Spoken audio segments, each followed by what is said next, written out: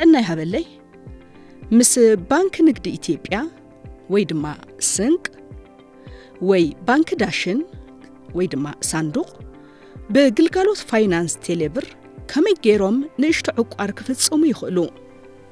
ንኣብነት ምስ ዳሽን ባንክ ወይ ድማ ሳንዱቅ ፈለማ ናይ ሞባይል ዳታ ይወልዑ።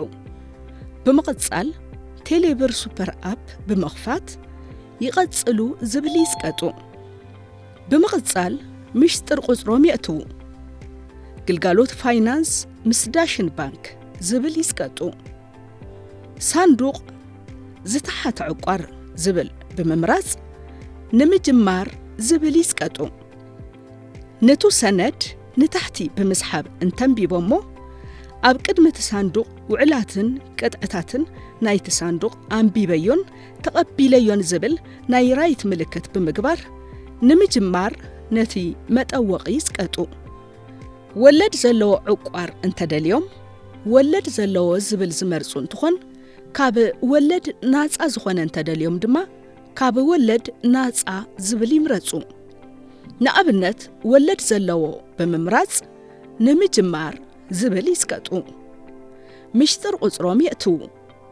ናይ ቴሌብር ግልጋሎት ዕቋር ብዝተሳኽዐ ኩነት ስለምጅማሮም ሓጺር መልእኽቲ ካብ 127 ክበጽሖም እዩ። ደጊሞም ሳንዱቅ ዝተሓተ ዕቋር ብምምራጽ ወለድ ዘለዎ ዝብል ይስቀጡ። ንምቕማጥ ዝብል ብምዝቃጥ ካብ ቴሌብር ሒሳቦም ከቐምጥዎ ዝደለዩ መጠን ብር ብምጽሓፍ ንምቕማጥ ዝብል ይስቀጡ። ምሽጥር ቁጽሮም ብምእታው ንምዕጻው ዝብል ይስቀጡ።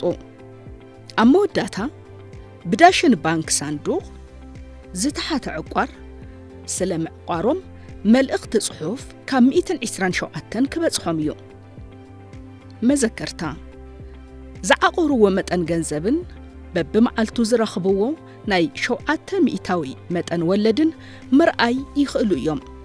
ከምኡውን ካብ ዝዓቐርዎ መጠን ገንዘብ ኣብ ዝደለይዎ ጊዜ ወጻኢ ገይሮም ምጥቃም ይኽእሉ እዮም። ነመስግን።